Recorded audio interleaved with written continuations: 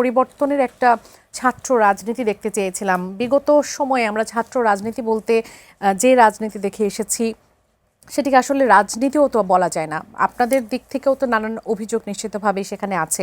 আপনারা কিন্তু জনগণের কাছে সেই পরিবর্তনের প্রতিশ্রুতির কথা বারবার বলেছেন সবার পক্ষ থেকেই। সেই পরিবর্তন আসলে এখন কতটুকু আছে, কতটুকু পরিবর্তন হলো? বাংলাদেশে দীর্ঘ সময় একটি ফ্যাসিবাদী শাসন ব্যবস্থা ছিল এবং সেই ফ্যাসিবাদী শাসন ব্যবস্থার জাঁতাকলে আমরা এখানে যারা বসে আছি উভয় সংগঠনের এমনকি আপনি সহ যারা গণতন্ত্রের পক্ষে কথা বলেছে সবাই আমরা একটি কর্তৃত্ববাদী শাসন ব্যবস্থার মধ্যে ছিলাম। সেই জায়গা থেকে উত্তরণের জন্য বাংলাদেশের মানুষ জুলাই গণঅভ্যুত্থানে ঝাঁপিয়ে পড়েছিল এবং সেই জায়গাটিতে আল্লাহর ইচ্ছে আমরা সফল হয়েছি।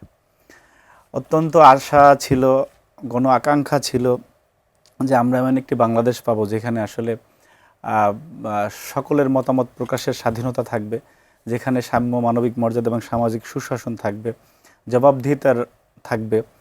আপনি রাষ্ট্রের কোনো পর্যায়ের কেউই কর্তৃত্ববাদী আচরণ করে আর একবার ফ্যাসিস্ট হয়ে উঠবে না, সেই প্রত্যয়ে কিন্তু আমরা সবাই রাজপথে ছিলাম এবং সেটিতে আমরা সফল হয়েছি।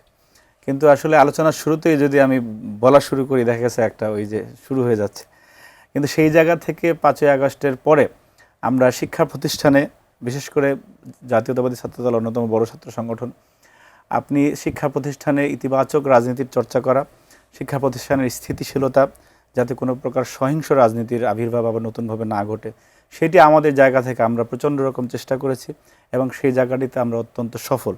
এবং 12ই ফেব্রুয়ারি নির্বাচনের পরে মানে চেষ্টাটা সফল হয়েছে বলতে চাচ্ছেন, সেই পরিবর্তনটা এসেছে। হ্যাঁ, আপনি 12ই ফেব্রুয়ারির পরে বাংলাদেশের রাজনীতির ইতিহাস যেটা বলে আর কি, যেই দল সরকার পরিচালনায় আসে, দেখেন আমি রাষ্ট্র ক্ষমতা শব্দটা আমি বলতে চাই না, যে সরকার পরিচালনায় আসে সেই দলের সংশ্লিষ্ট ছাত্র সংগঠন বিরোধী মত দমনে অনেক সময় অনেক কিছু করে থাকে, সেটি বাংলাদেশের রাজনীতির কালচার।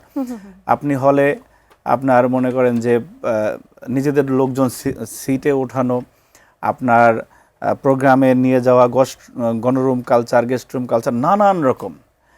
আমার মনে হয় না বাংলাদেশের কোনো শিক্ষা প্রতিষ্ঠানের একজন সাধারণ শিক্ষার্থী বলতে পারবে যে ছাত্রদল এই কাজটি 5ই আগস্ট এবং 12ই ফেব্রুয়ারির পর করেছে। শিক্ষা প্রতিষ্ঠানে বড় বড় শোডাউনের রাজনীতি ছিল, শিক্ষা প্রতিষ্ঠানে আপনার ক্লাস বিঘ্নিত হতে এরকম অনেক কর্মকাণ্ড ছিল, কিন্তু 5ই আগস্টের পরে 12ই ফেব্রুয়ারির পরে ছাত্রদলের মাধ্যমে এই ধরনের একটি ঘটনা ঘটেনি। সুতরাং ইতিবাচক রাজনীতির যে অনন্য দৃষ্টান্ত, সেটা আমরা স্থাপন করতে পারছি।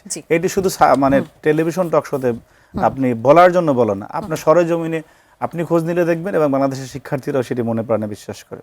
কিন্তু যে জায়গাটিতে বিপত্তি ঘটছে সেটি আপনার ছাত্র রাজনীতির নামে যে কিছু অপকৌশলের আশ্রয় একটি সংগঠনের পক্ষ থেকে নেওয়া হয়েছে, যার কারণে আজকে এই যে আজকে এখানে আপনি যে শিরোনামটি করলেন সেই শিরোনামটি সামনে এসেছে।